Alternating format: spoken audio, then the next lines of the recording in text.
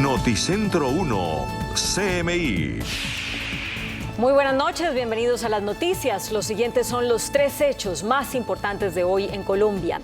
El Alto Comisionado para la Paz, Danilo Rueda, reveló en exclusiva a Noticentro 1 CMI cómo operará el mecanismo de veeduría, monitoreo y verificación del cese del fuego bilateral, temporal y nacional que entró en vigencia este 1 de enero.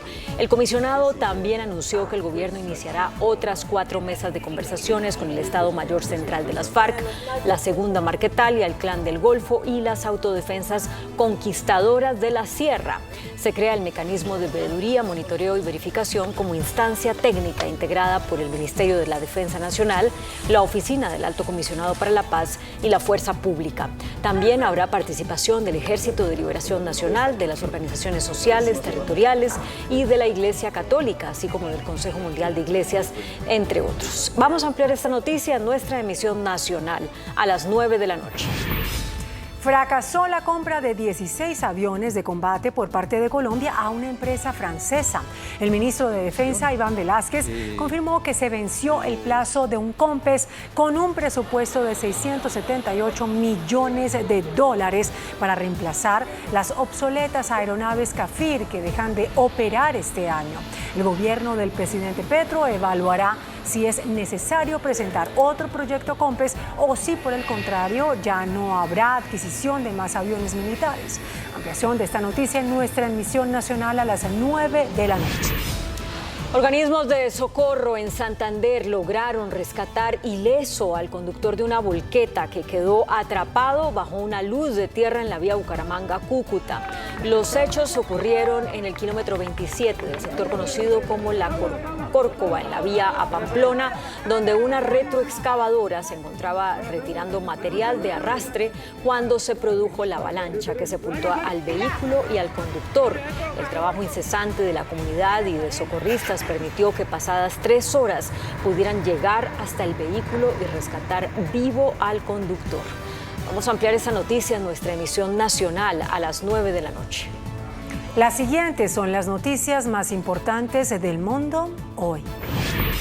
Un bombardeo ucraniano a un cuartel de soldados rusos dejó al menos 63 militares muertos, mientras el Kremlin lanzó un ataque masivo de Año Nuevo.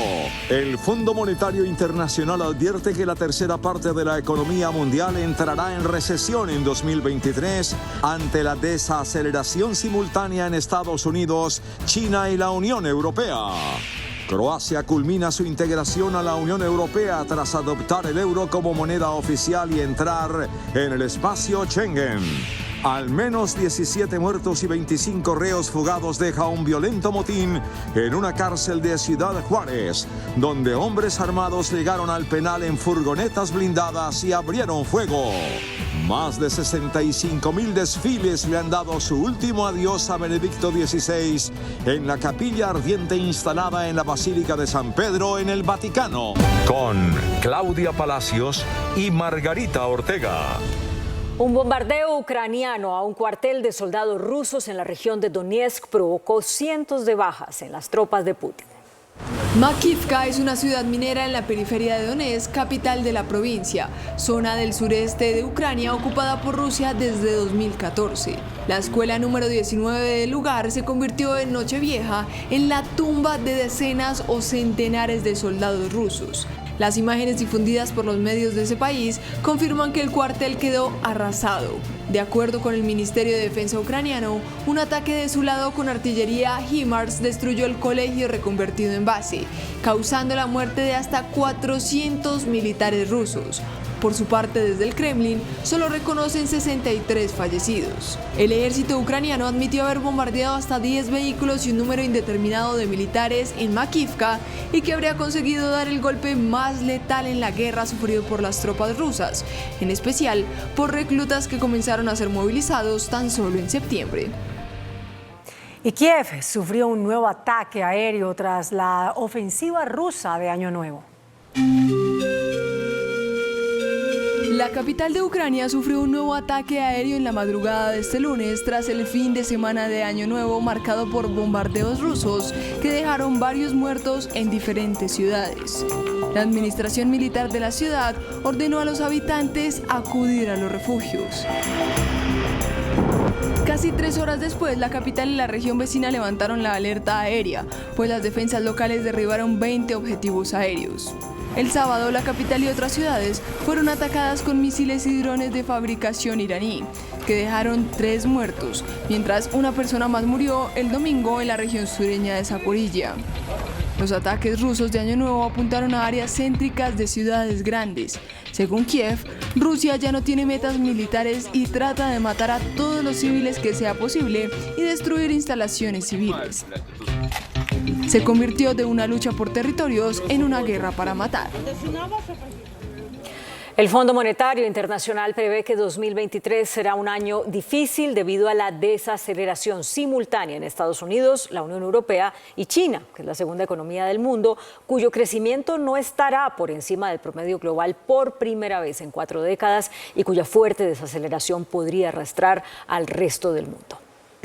El año comienza con complejas previsiones para la economía mundial después de que la jefa del Fondo Monetario Internacional, Kristalina Georgieva, pronosticó que 2023 será un año más duro, ya que los principales motores del crecimiento mundial van a experimentar un debilitamiento en su actividad. Según Georgieva, las 3 grandes economías del mundo, que son Estados Unidos, la Unión Europea y China, se están desacelerando simultáneamente, por lo que advirtió que los riesgos de recesión están aumentando a nivel mundial, dado que los países que representan alrededor de 1/3 de la economía global experimentarán al menos 2 trimestres consecutivos de contracción este o el próximo año. For most of the world economy, this is going to be a tough year, tougher than the year we leave behind. Why? Because the 3 big economies, US, EU, China, are all slowing down simultaneously. La situación es especialmente preocupante en China, que enfrenta una crisis sanitaria sin precedentes desde el inicio de la pandemia, mientras su crecimiento económico podría ser por primera vez en más de 40 años igual o inferior al crecimiento mundial. In the short term, bad news. China has slowed down dramatically in 2022 because of this tight zero-COVID policy. For the first time in 40 years, China's growth in 2022 is likely to be at or below global growth. And looking into next year, for 3, 4, 5, 6 months, the relaxation of COVID restrictions would mean bushfire COVID cases throughout China. De hecho, según las sombrías previsiones del FMI, la segunda economía del mundo sufrirá una fuerte desaceleración y arrastrará al resto del mundo. En Estados Unidos, un poderoso sistema de tormentas que azota al estado de California desde la víspera de Año Nuevo y que desató inundaciones generalizadas y cortes masivos de energía, avanza ahora hacia el centro del país. Más de 15 millones de personas están bajo alerta de clima invernal. Casi 235.000 hogares se quedaron sin electricidad en California y Nevada, y cientos de residentes tuvieron que abandonar sus hogares en la víspera de Año Nuevo tras el devastador paso de un poderoso sistema de tormentas que ahora avanza hacia el centro del país, donde más de 15 millones de personas desde la costa oeste hasta Illinois están bajo alertas de clima invernal. Estados Unidos es golpeado por un fenómeno conocido como río atmosférico, que es una región larga y angosta en la atmósfera que puede transportar humedad a miles de kilómetros y que en este caso alimentó una ola de tormentas que arrojaron una espesa capa de nieve sobre las montañas y empaparon el norte de California, provocando órdenes de rescate y evacuación por agua. En el norte se pronostican nevadas generalizadas de a 10 a 20 centímetros y en el extremo sur del sistema es posible que se produzca una tormenta severa durante las siguientes 48 horas. La tormenta también entorpeció los viajes a través de varias carreteras del norte de California debido a inundaciones y deslizamientos de tierra. Croacia adoptó el euro como moneda oficial y entró en el espacio Schengen. A partir de este 1 de enero, Croacia adoptó el euro como moneda oficial y entró en el espacio Schengen de libre circulación y en la eurozona. Este país abandonó su moneda, la kuna, introducida en 1994, y se convirtió en el miembro número 20 de la eurozona. El país también comenzó a integrar el espacio Schengen, zona única donde las fronteras interiores pueden cruzar libremente sin pasaportes ni controles. It is a day to celebrate. It is the season of new beginnings, the 1st of January, new chapters that are being opened, and there is no place in Europe where it is more true today that it is a season of new beginnings and new chapters than here at the border between Croatia and Slovenia. Today, Croatia joins the Schengen area and the Eurozone. El euro ya está muy presente en un país turístico como Croacia, donde el 80% de los depósitos bancarios están en esa divisa y la mayoría de clientes internacionales de sus empresas proceden de países que utilizan la moneda única. Según los expertos, todos los sectores de la sociedad, tanto los particulares como las empresas, se beneficiarán de esta medida gracias a la disminución del riesgo en los tipos de cambio y las mejores condiciones en los préstamos. El nuevo presidente de Brasil, Luis Inácio Lula da Silva, comenzó su mandato revocando las medidas más polémicas de Jair Bolsonaro. El gobierno de Luis Inácio Lula da Silva comenzó con una serie de cambios simbólicos y prácticos para mostrar que será muy diferente al anterior, entre ellos la revocación de decretos firmados por Jair Bolsonaro. Uno de los primeros fue el decreto que reduce el acceso a armas y municiones y suspende el registro de nuevas armas de uso restringido para cazadores, tiradores deportivos y coleccionistas. También suspendió las autorizaciones para nuevos clubes de tiro hasta que se publique una nueva normativa. Asimismo, el mandatario restableció el funcionamiento del Fondo Amazonía, mientras que se ha decretado el combate contra la deforestación y se ha derogado una medida sobre minería ilegal.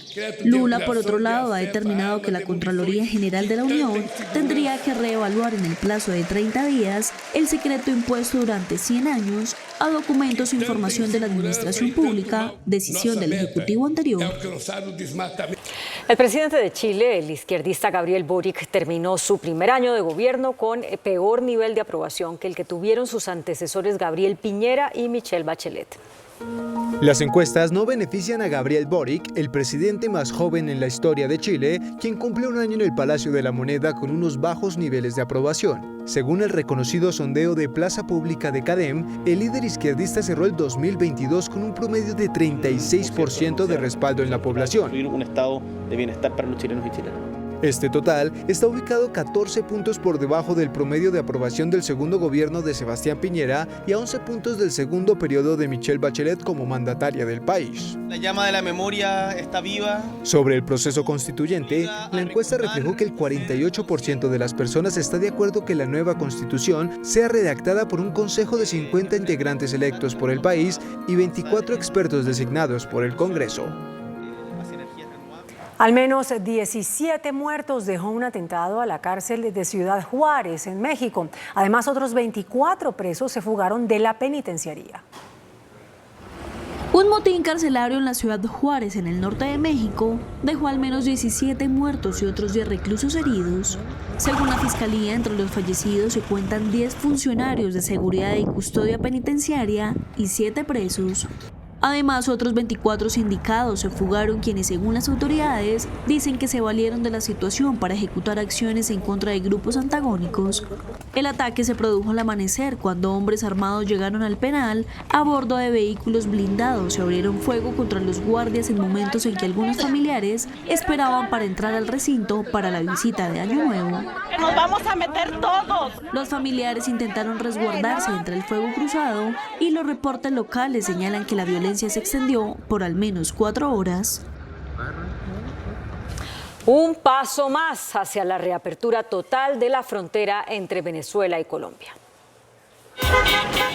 Ambos países, Colombia y Venezuela, abrieron ayer 1 de enero el puente binacional Atanasio Girardot, también conocido como Tienditas, que había estado cerrado durante casi 7 años. Una etapa clave en la mejora de las relaciones entre las dos naciones, que comparten una frontera de más de 2.200 kilómetros. La construcción del puente finalizó en 2016, pero nunca llegó a inaugurarse debido a la crisis política. En 2019, el presidente de Venezuela, Nicolás Maduro, ordenó instalar más de una decena de contenedores de carga en el puente para bloquearlos simbólicamente en protesta por los intentos de la oposición de ingresar ayuda humanitaria a Venezuela desde Colombia.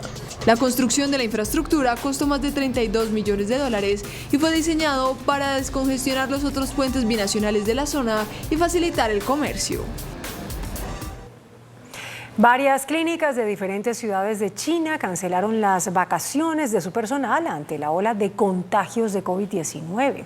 Las instituciones médicas anunciaron que tomaban esta medida por la responsabilidad de proteger las necesidades de los pacientes, los requisitos de departamentos superiores o la situación actual en los hospitales. Otros centros de salud declararon que trabajarán horas extra para garantizar el tratamiento de los enfermos.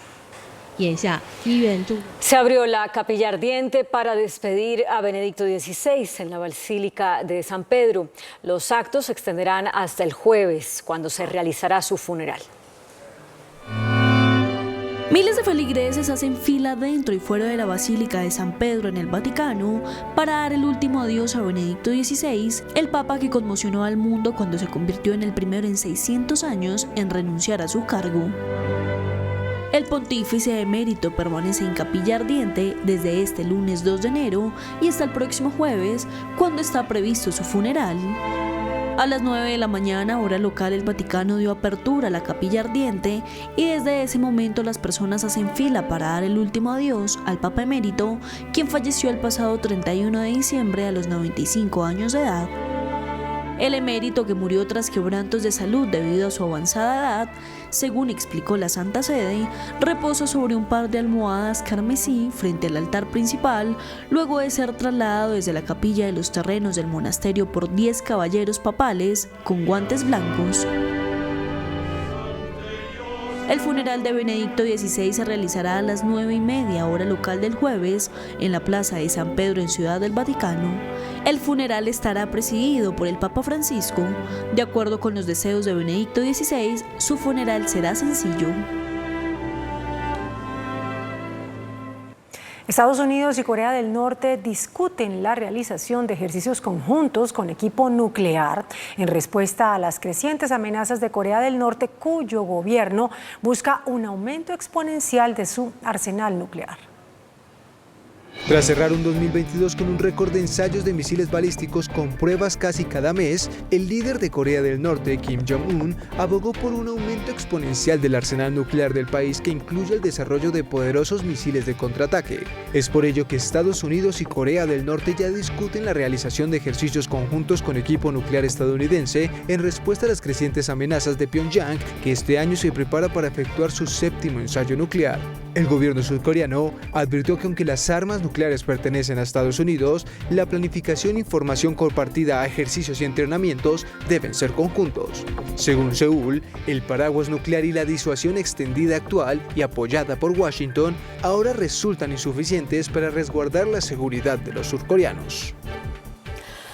2 helicópteros chocaron en un punto turístico en Australia, lo que le causó la muerte a 4 pasajeros y dejó heridos de gravedad a otros 3. El siniestro, que ocurrió cerca del parque temático SeaWorld en una playa del norte de Gold Coast, se produjo cuando uno de los helicópteros parecía estar despegando mientras el otro estaba aterrizando. Las autoridades aún investigan los hechos y lamentaron esta tragedia impensable, así la llamaron.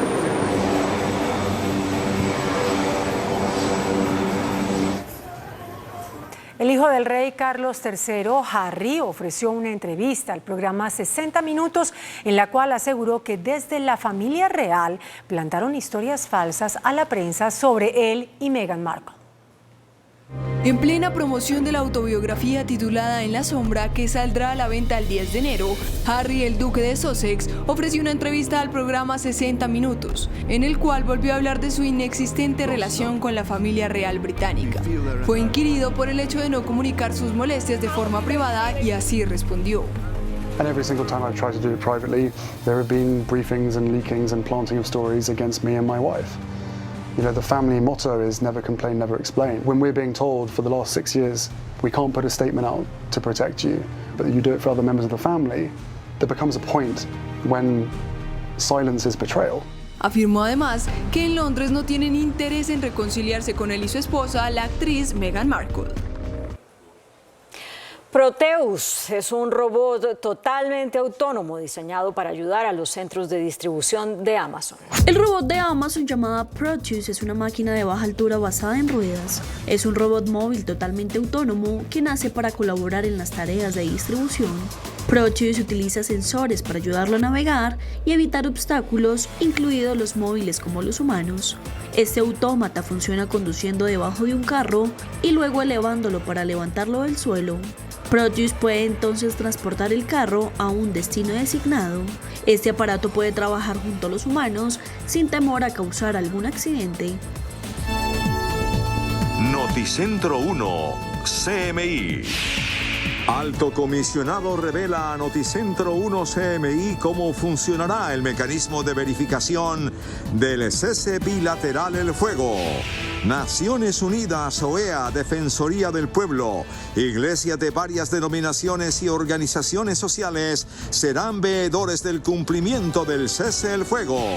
Gobierno anuncia apertura de 4 nuevas mesas de negociación con disidencia de las FARC, Segunda Marquetalia, Clan del Golfo y Autodefensas de la Sierra. Mininterior asegura que cese el fuego es una apuesta audaz que busca la protección de las comunidades afectadas por la violencia. Iglesia Católica recibe con esperanza el anuncio de cese el fuego y pide que los grupos cumplan lo acordado. Presidente del Congreso Roy Barreras apoya el cese, pero advierte que hay que estar vigilantes con los grupos de narcotraficantes. Se cae la compra de aviones de combate a empresa francesa. Gobierno analizará nuevas opciones. Se fuga líder de los Pelusos. Estaba preso en cárcel de alta seguridad en Cómbita, Boyacá. Pacto por la Amazonía, tema principal en cumbre entre los presidentes Petro y Lula da Silva en Brasil. Obispo colombiano que trabajó 20 años con el desaparecido Papa Emérito revela que en el Vaticano seguidores de Benedicto XVI han intentado torpedear el pontificado del Papa Francisco. Operario de una retroexcavadora se salva de morir tras permanecer atrapado más de 3 horas por un derrumbe en la vía Bucaramanga-Cúcuta. Autoridades investigan muerte de bebé de 7 meses hallado al interior de un vehículo en el parqueadero de un motel en Valledupar. Debate por alzas en la gasolina y el ACPM. Conductores de carga pesada señalan al gobierno de incumplir y piden descuento de SOAT. Inflación de 2022 estará en 12.6%, asegura informe de la Bolsa de Valores. Superintendencia de Servicios suspende proceso de venta de acciones de empresa de acueducto, alcantarillado y aseo de Barranquilla. Como un año complejo para la economía colombiana, califican exministro de Hacienda 2023. Amplían por 3 años más la imposición de aranceles para la importación de calzado al país. Con Claudia Palacios y Margarita Ortega. Bienvenidos a nuestra segunda hora de noticias. El alto comisionado para la paz, Danilo Rueda, reveló en exclusiva a Noticentro 1 CMI cómo operará el mecanismo para la veeduría, monitoreo y verificación del cese del fuego bilateral temporal y nacional que entró en vigencia este 1 de enero y que se extenderá hasta las 12 de la noche del 30 de junio. También anunció que el gobierno abrirá 2 nuevas mesas de conversaciones de paz con el llamado Estado Mayor Central de las FARC y con la Segunda Marquetalia y que se habilitará un espacio de diálogo sociojurídico con herederos del paramilitarismo, es decir, el Clan del Golfo y las autodefensas conquistadoras de la Sierra. La respuesta del gobierno del presidente Gustavo Petro para decretar el cese bilateral se gesta a partir del reinicio de las conversaciones con el ELN y las propuestas de esta guerrilla y las comunidades en los territorios de hacer posible el cese bilateral del fuego. Una concertación de protocolos con cada grupo armado de manera independiente, uno donde se asumen unos compromisos en presencia de organismos internacionales, de la Iglesia Católica, de otras iglesias y de los organismos que van a hacer el monitoreo. En el decreto mediante el cual el presidente toma la decisión de ordenar el cese del fuego bilateral, se crea el mecanismo de veeduría, monitoreo y verificación de cese del fuego como instancia técnica integrada por el Ministerio de Defensa Nacional, la Oficina del Alto Comisionado para la Paz y la Fuerza Pública, además con un alto componente internacional. Se ha solicitado al secretario general de Naciones Unidas su intervención, a la MAP OEA, de la misma manera al cuerpo acreditado en Colombia que va a jugar un papel, si no bien de monitoreo, por lo menos sí podría jugar de acompañante de todo el proceso.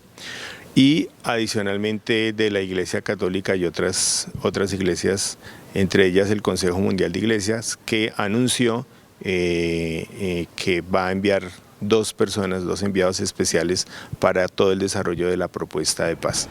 El alto comisionado dijo que en la mesa de diálogo con el ELN, que se reiniciará en los próximos días, se precisarán los protocolos en relación con el cese bilateral y todos los contenidos que se aplicarán. Por primera vez, las organizaciones sociales territoriales, la Iglesia Católica, la Defensoría del Pueblo y el Consejo Mundial de Iglesias participarán en la verificación del cese del fuego. A partir de esta experiencia con el ELN, el gobierno anunció que en los próximos días comenzará 2 mesas de conversaciones de paz, una con el llamado Estado Mayor Central de las FARC, dirigidas por Iván Mordisco, y otra con la segunda Marquetalia que encabeza Iván Márquez. Pasamos de una fase de observación de los ceses unilaterales a un cese bilateral para generar una garantía en la fase dialógica. Esa garantía de fase dialógica en relación con los llamados Estado Mayor Central de las FARC, con la llamada segunda Marquetalia, con los cuales se tendrán conversaciones sociopolíticas. También se habilitará un espacio dialógico sociojurídico con herederos del paramilitarismo, es decir, el Clan del Golfo y las autodefensas conquistadoras de la Sierra. En el caso de las conversaciones sociojurídicas, habrá las instancias judiciales pertinentes en su momento después de unas fases de acercamiento. También se habilitará un espacio de comunicación permanente con todas las organizaciones que participan en el cese bilateral del fuego. Los teléfonos son verdes porque son de la esperanza, porque son del ambiente de la paz. Lo segundo es que habrá unas comunicaciones permanentes con cada grupo armado, habrá líneas de coordinación, pero también habrá delegados de esos grupos sentados de manera permanente en el monitoreo. El mecanismo para la veeduría, monitoreo y verificación del cese del fuego bilateral elaborará cada 2 meses una evaluación de los compromisos del cese, sus posibles incidentes, trámite y resolución de conflictos. En todo momento se mantendrá la vigencia del Estado Social de Derecho. El ministro del Interior, Alfonso Prada, reconoció hoy que es una apuesta audaz del presidente Gustavo Petro acordar el cese bilateral del fuego con 5 grupos armados ilegales, pero explicó que es una audacia buscando salvar vidas y proteger a los colombianos que están sufriendo el conflicto.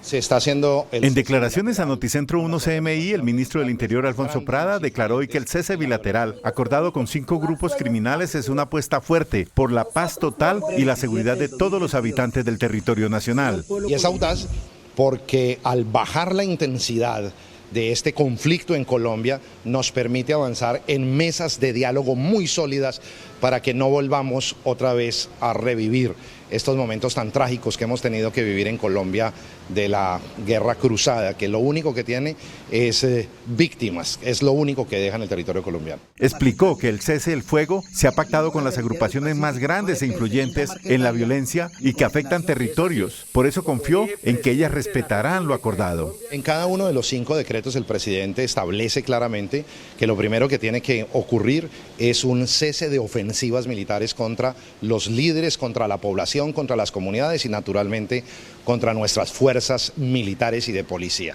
Advirtió que la fuerza pública y las instituciones del Estado seguirán actuando en los territorios. Las Fuerzas Armadas y todas las instituciones del Estado, la justicia, la administración pública, gobernadores, alcaldes, quedan todos con las mismas competencias constitucionales y legales que tienen, razón por la cual pueden perseguir en todo el territorio a los delincuentes, a quien cometa cualquier tipo de delito tendrá todo el peso de la ley. El ministro precisó también que la comisión de verificación, que tendrá componentes como la ONU y la OEA, así como la Iglesia, en su concepto, lo más importante que tendrá serán las propias comunidades que conocen su zona y sufren la violencia. Analistas políticos celebraron el anuncio del cese al fuego bilateral y dijeron que este es un paso importante para resolver conflictos con por lo menos 52 grupos. Según los analistas, estas 52 organizaciones armadas operan en cerca de 300 municipios del país. El cese al fuego bilateral aliviaría, en teoría, la situación de seguridad en unos 180 municipios, es decir, es un número muy alto. Estos alivios humanitarios forman parte de la paz total y el propósito del gobierno de poner por encima de todo la defensa de la vida. Yo espero que este comienzo de año esté marcado por resultados concretos a partir de estos anuncios de alto al fuego de carácter bilateral con estas 5 organizaciones con las cuales se anuncia este proceso. Y yo creo que ese es un fundamento para avanzar en los procesos de diálogo, de acuerdos de paz, en los casos de sometimiento a la justicia también de avanzar en esa dirección. Desde los territorios, los indígenas del CRIC anunciaron su respaldo al cese bilateral del fuego.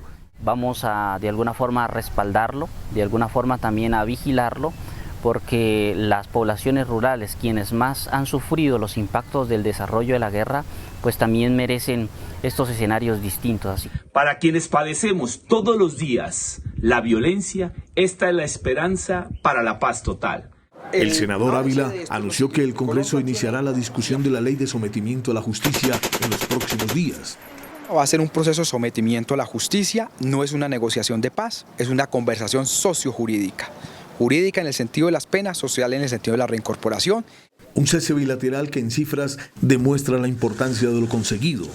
Yo creo que vamos a tener conversaciones con 7 u 8 organizaciones que más o menos van a ser unos 17.000 personas en armas.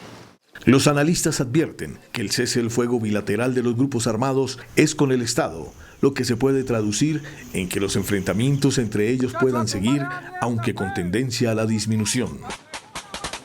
La Procuraduría denunció que más de 8.000 menores de edad fueron reclutados forzadamente en 2022 por los grupos armados, por lo que pide medidas concretas del gobierno frente a este flagelo tras el anuncio de un cese bilateral con las organizaciones armadas.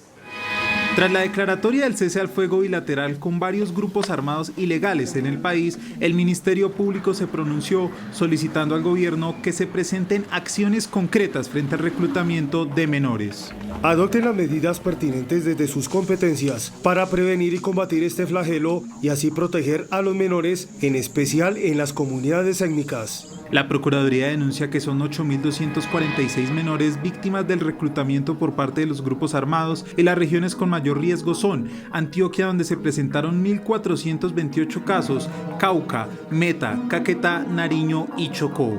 Siguen siendo víctimas de reclutamiento forzado por cuenta de las acciones de los grupos armados ilegales que se disputan el control territorial. La Procuraduría alerta que las comunidades indígenas y afro son las principales víctimas del reclutamiento de menores. El episcopado colombiano celebró el anuncio del cese al fuego y dijo que tiene la esperanza de que las partes cumplirán lo pactado. El Papa Francisco... Con esta declaración, la Conferencia Episcopal de Colombia dijo que recibe con esperanza el anuncio sobre el cese del fuego. Nos alienta a seguir caminando y acompañando todos los esfuerzos posibles y necesarios para avanzar hacia una paz duradera. De tal manera que juntos trabajemos por la paz, por eso recibimos con gran esperanza. No sin advertir que es necesario que estemos muy atentos a distintos detalles, a que se trabaje en las regiones, a que se cumplan los acuerdos, a que se realicen los caminos de la justicia. Avancemos hacia realmente un fin de la violencia, hacia el desarme, hacia una transformación de esos conflictos de fondo. Entonces son pasos, siempre aquí estamos hablando de un paso transitorio, pero que tiene una validez dentro del largo proceso, complejo proceso de alcanzar la paz. El episcopado declaró que para quienes viven en los territorios, el cese al fuego es el comienzo de una vida nueva y agregó que los obispos confían en una drástica reducción de la violencia y el sufrimiento de las comunidades. Sabemos que estamos en el inicio, por lo tanto lo que pedimos es que cada uno de los sectores involucrados cumplan al máximo con las condiciones, los requerimientos, el marco de lo que es un cese al fuego, que va mucho más allá en las comunidades de lo que es suspender enfrentamientos. Advierte el episcopado que Colombia debe resolver el conflicto social para poder resolver de raíz el conflicto armado. Es necesario que haya la paz social y para que haya la paz social se necesita el diálogo, se necesita la verdad total. Ahí sí, recordando al Papa Benedicto XVI, que fue un gran promotor de la paz, necesitamos en Colombia que nos tratemos en relación directa de verdad. Los obispos repitieron el mensaje del Papa Francisco, en el sentido de que solo la paz, que nace del amor fraterno y desinteresado, puede ayudarnos a superar las crisis personales, sociales y mundiales. El presidente del Congreso, Roy Barreras, apoyó el cese del fuego pactado entre el gobierno y 5 grupos armados ilegales, pero advirtió que hay que estar atentos con las organizaciones puramente narcotraficantes que fueron vinculadas a la suspensión de hostilidades. Hoy no tienen ningún... Roy Barreras, presidente del Congreso y uno de los firmantes de los acuerdos de paz en La Habana con las FARC, calificó como gran noticia el cese del fuego con las organizaciones guerrilleras, pero advirtió que hay que tener cuidado con los grupos puramente narcotraficantes con los que se mezclaron los grupos insurgentes. Sin embargo, esta mezcla de insurgencias con narcos, de peras con manzanas, puede ser el gran salpicón de la paz y salir muy bien. Pero ojo con las manzanas envenenadas, que son las organizaciones puramente narcotraficantes. Todo cese de fuego tiene que ser verificable. Y en todo caso, el Estado debe garantizar el control del territorio en todo momento y en cada metro cuadrado. Y debe garantizar el cumplimiento de la Constitución y la ley para todos los colombianos. Esas garantías institucionales ni se negocian ni pueden estar en prueba, advirtió el senador Roy Barreras. Un policía que resultó herido por un ataque del Clan del Golfo pidió a ese grupo cumplir con lo acordado en el cese al fuego con el gobierno nacional. El 16 de julio del año pasado, el intendente Hugo Uribe estuvo muy cerca de la muerte. Durante su jornada laboral, fue víctima de un atentado con explosivos por el Clan del Golfo en el municipio de Cañas Gordas, en el que murió un patrullero y un civil. Todo lo psicológico, ya lo físico, la pérdida del brazo, el problema del pie, porque el pie ya sufre como de queda colgado. Tuve fractura en la cabeza, exposición de masa encefálica. Hoy, en medio de su compleja recuperación, le hizo un llamado a la sensatez al Clan del Golfo tras el anuncio del gobierno del cese al fuego. Sería algo muy positivo, pero siempre y cuando se cumplan todos los acuerdos que se hayan en ese pacto que se ha hecho con el gobierno, que cumplan todo. En Ansá, cerca de donde atacaron al intendente Hugo Uribe, otro policía con el mismo rango fue asesinado en las últimas horas. Se trata del intendente Pablo Dueñas. En la zona hace presencia el Clan del Golfo. El alcalde de Cali, Jorge Iván Ospina, afirmó que para lograr la paz total es prioritario atacar el fenómeno del narcotráfico. Para el alcalde de Cali, Jorge Iván Ospina, más allá de un cese bilateral al fuego, el Estado debe crear una política que acabe con las economías ilícitas asociadas al narcotráfico para que se logre consolidar un verdadero acuerdo de paz. Tenemos muertes violentas, tenemos escenario donde se hacen transacciones económicas, donde se compran precursores. Sin embargo, creo que esto tiene un problema estructural que tiene que ser resuelto por la humanidad. Y es el tema de los narcóticos y la farmacodependencia. También asegura que debe haber comisiones sociales estrictas que verifiquen el cumplimiento del cese al fuego. Esto tiene que ser una política de Estado que se mantenga en el tiempo más allá de un gobierno. Tiene que tener un acompañamiento internacional para que posibilite el cumplimiento de lo acordado. Jorge Iván Ospina es hijo del líder del M-19, Iván Marino Ospina, abatido en su momento por el ejército colombiano, y acompañó los diálogos en La Habana, Cuba, entre el gobierno Santos y las extintas FARC, cuando era senador del Partido Verde, con alcances que le permitieron reunirse con ambas partes para conocer parte del acuerdo antes de su firma. El Ministerio de Defensa confirmó que fracasó la compra de aviones de combate. El documento que permitía usar cerca de $650 millones para adquirir las aeronaves venció el 31 de diciembre. Por ahora, Colombia se queda sin negociación. Fracasó la compra de aviones de combate para la Fuerza Aérea Colombiana. La noticia la reveló el ministro de Defensa, Iván Velásquez, quien dijo que el CONPES 4078 del 2022 se venció el 31 de diciembre del año pasado, sin cerrarse ninguna negociación. Es decir, no hubo acuerdo con la empresa francesa que iba a vender a Colombia 16 aeronaves tipo Rafale. Lo que se había planteado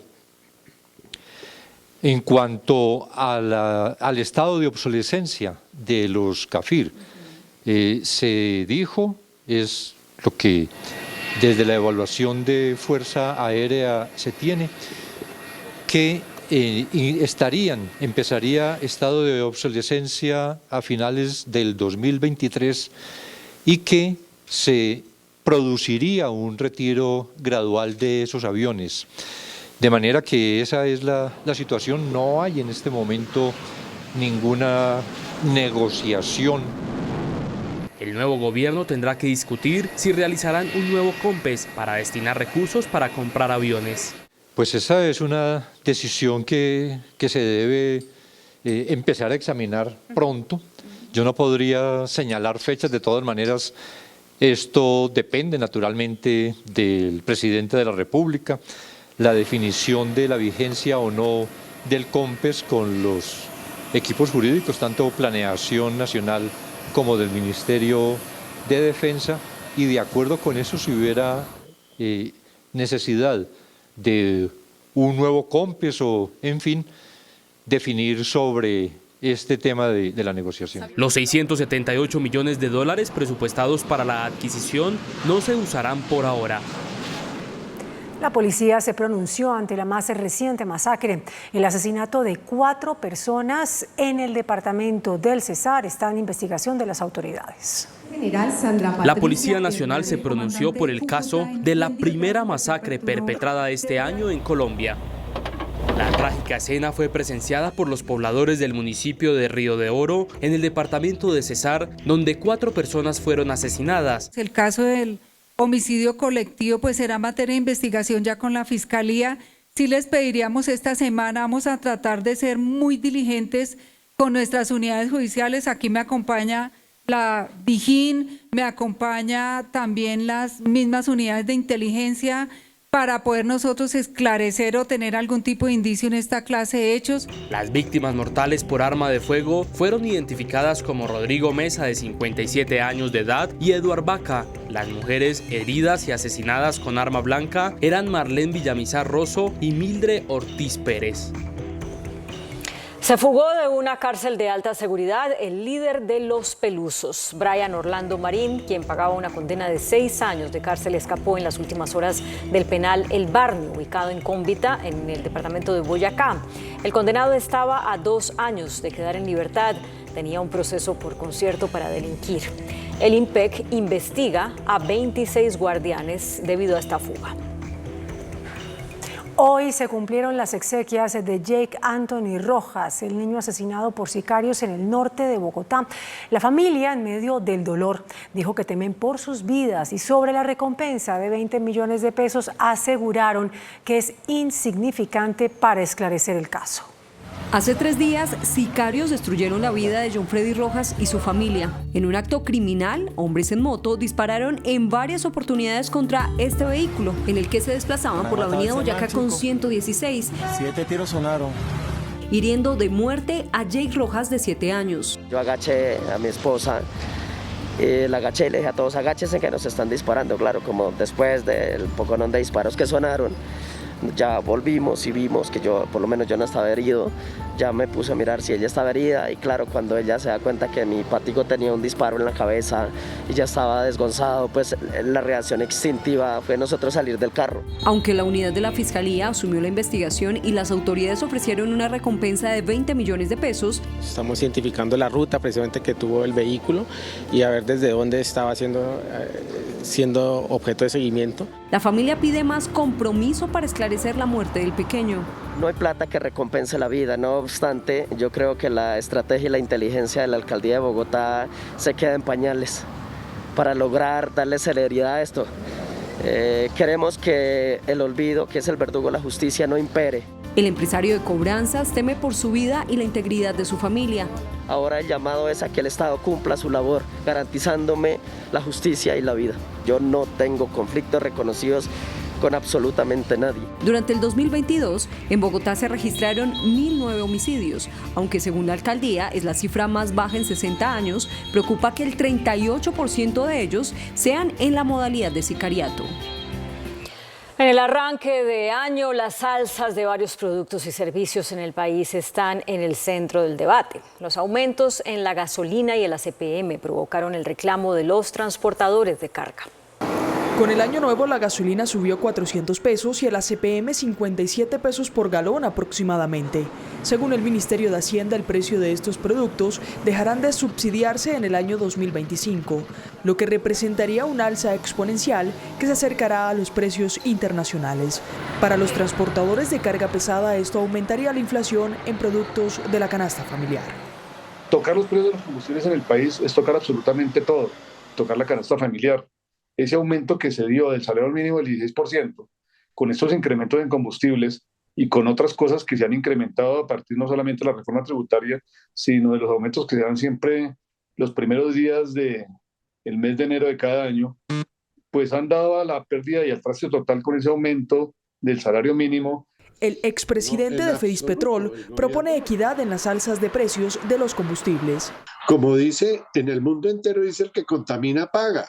Bueno, el ACPM contamina más que la gasolina, porque tenemos un parque automotor muy viejo en ese tema de transporte.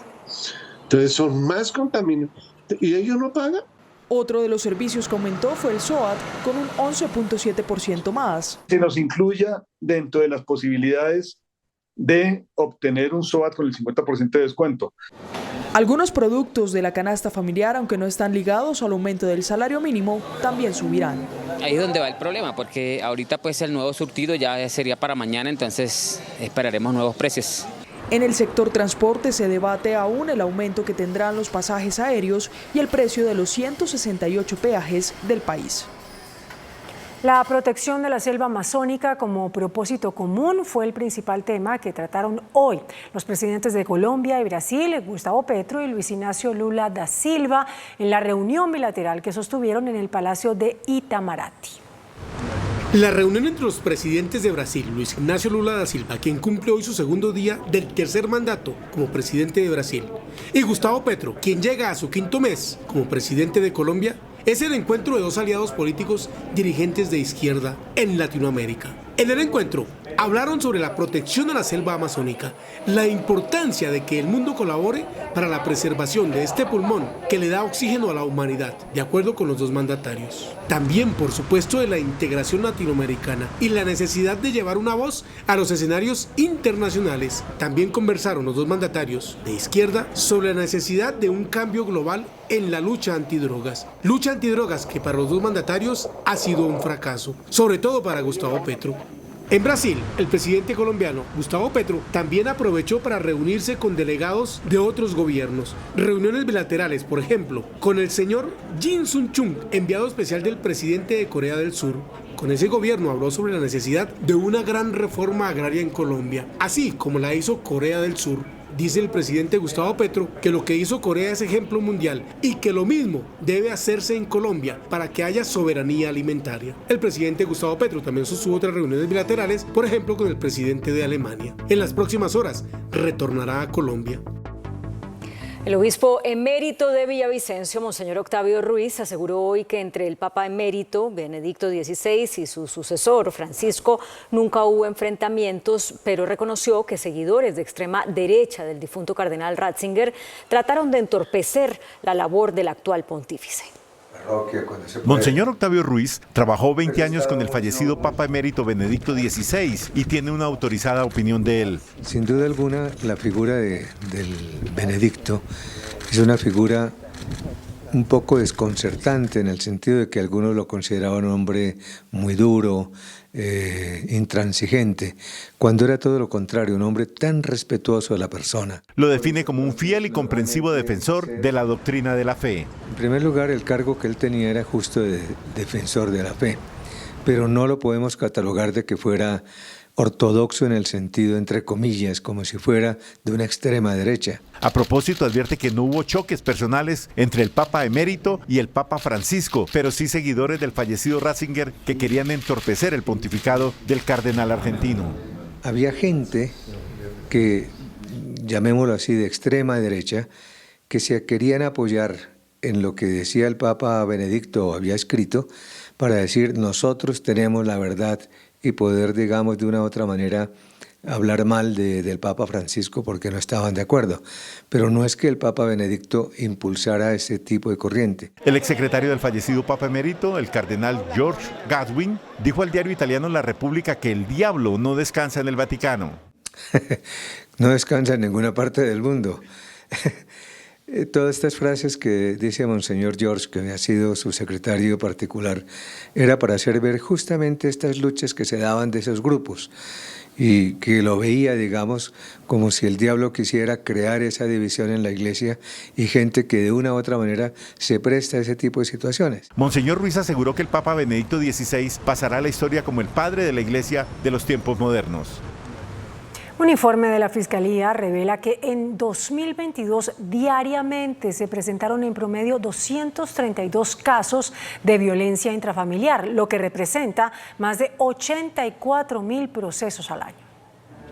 En el informe elaborado por la Delegada de Seguridad Territorial de la Fiscalía, se revela que en 2022 hubo más de 84.000 casos de violencia doméstica, de los cuales el ente investigador tiene avance de esclarecimiento en más de 57.000 de ellos, es decir, en casi 7 de cada 10 procesos. Y algo muy interesante es que en departamentos como La Guajira, como San Andrés, Atlántico, Quindío, Cauca, es donde se tiene un avance de esclarecimiento por encima del 90%. Hablando de los delitos de violencia intrafamiliar. En 2022 hubo una reducción de los casos de violencia intrafamiliar en comparación con 2020 y 2021, los 2 años de confinamiento por la pandemia. Las mujeres tienen mucha más confianza de acercarse a la Fiscalía a denunciar y 2, que tienen un acompañamiento no solamente en el curso de su investigación, sino también en la seguridad que le da que estos equipos están compuestos por entrevistadoras forenses, por gente de medicina legal, por psicólogos.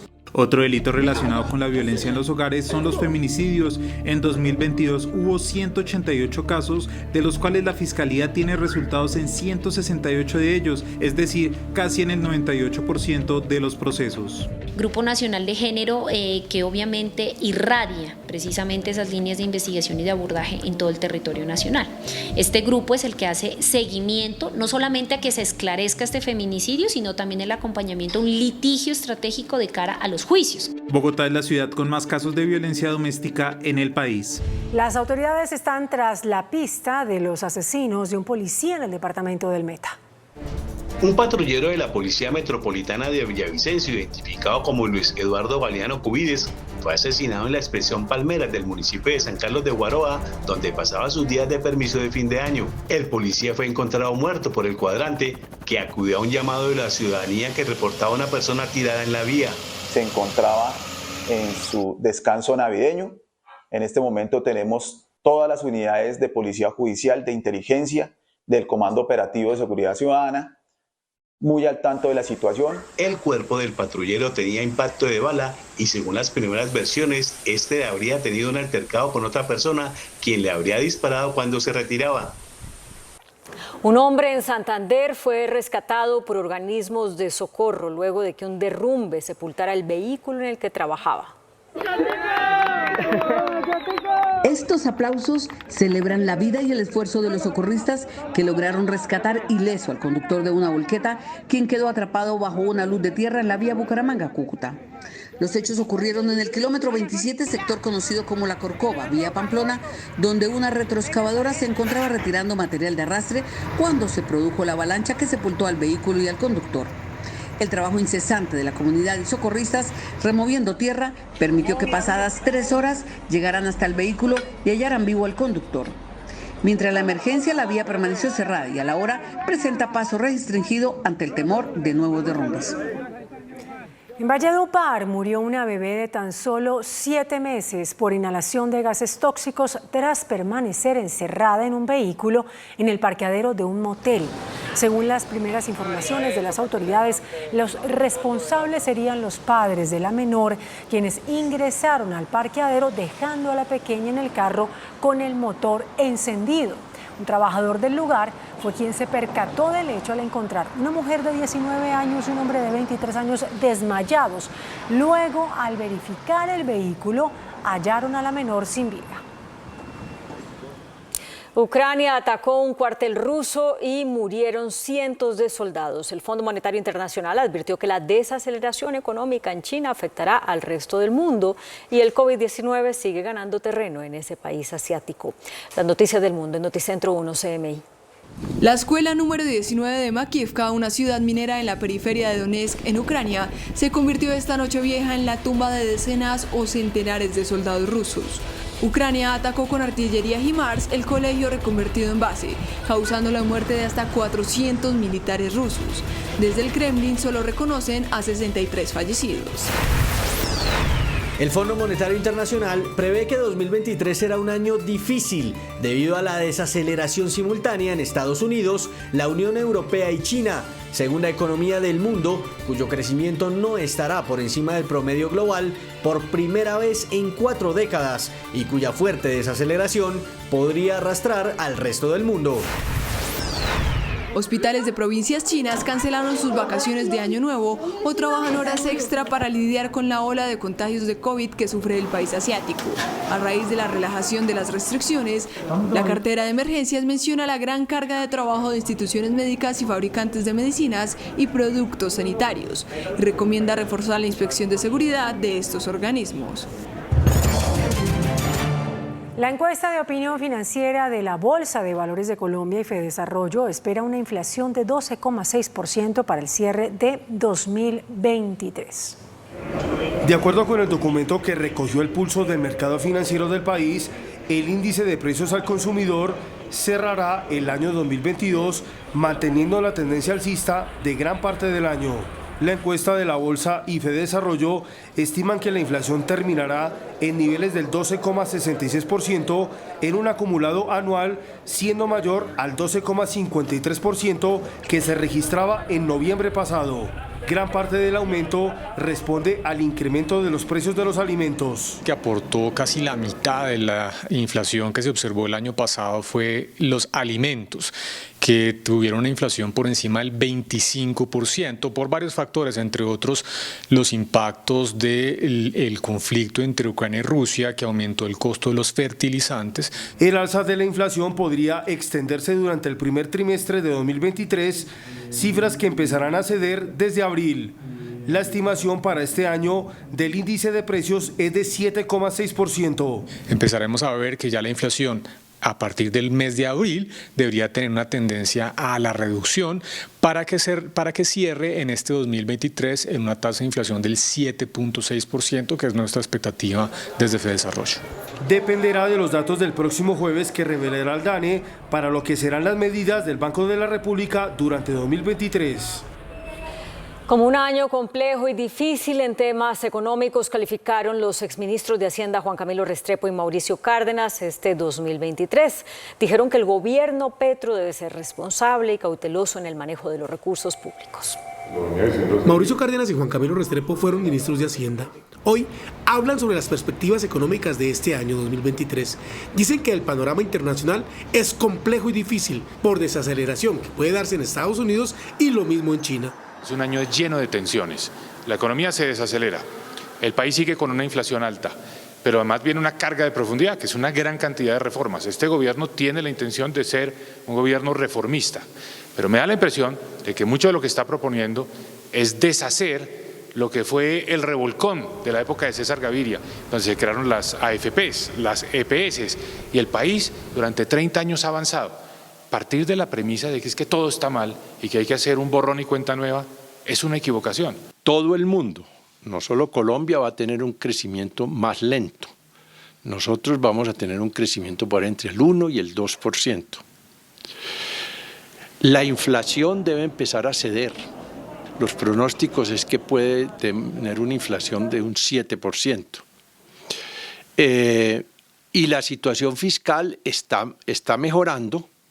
Para Cárdenas, el gobierno de Gustavo Petro debe tener mucho cuidado en no exacerbar los ánimos de la gente colombiana. El colombiano va a estar preocupado esencialmente con el problema de la inflación, que seguirá alta, empieza el año con una alta inflación, seguirá el año con una alta inflación y va a estar preocupado porque la economía ya no va a seguir al mismo ritmo de generación de empleo. Entonces el bolsillo se va a afectar. Y Juan Camilo Restrepo es un poco más optimista. El mundo todo y la región está viviendo un periodo delicado de crecimiento económico, pero siempre y cuando no nos dé por tirar la casa irresponsablemente por la ventana, soy optimista. Los dos dicen que las tasas de intereses del Banco de la República las debe comenzar a bajar, esto dependiendo de la inflación, que debe también comenzar a ceder. Y el gobierno nacional suspendió el proceso de enajenación de acciones de la empresa AAA de Barranquilla. Después de los llamados de la Superintendencia de Servicios Públicos, la Sociedad de Activos Especiales decidió suspender la enajenación de las acciones de la empresa de acueducto, aseo y alcantarillado de Barranquilla. El proceso que surtía a favor de la compañía del alumbrado público de la capital del Atlántico presentó inconsistencias de tipo jurídico que llamaron la atención de los entes de control. La SAE administraba más del 86% de la compañía tras un proceso de extinción de dominio desde el antiguo Departamento Nacional de Estupefacientes. Evitar que se perfeccione un presunto detrimento, un presunto dolo al patrimonio del Frisco, que es el fondo que administra la SAE, y ese es nuestro único interés, evitar ese dolo. Como servidor público debo evitar que se perfeccione esa presunción. Otro de los reparos es la valoración económica de la empresa tras los diferentes estimativos de corto y mediano plazo de la llamada AAA. Se hizo utilizando el mecanismo de la venta temprana, cuando la ley establece el mecanismo de la venta temprana como un mecanismo excepcional, y por eso consideramos que puede encerrar desconocimiento del principio de transparencia. El próximo 14 de enero se tendrá una reunión de todas las partes para evaluar la situación de la AAA. El proceso no afectará la prestación del servicio. La alcaldía de Barranquilla se pronunció por la decisión de la Sociedad de Activos Especiales de no continuar con la cesión de acciones de la AAA.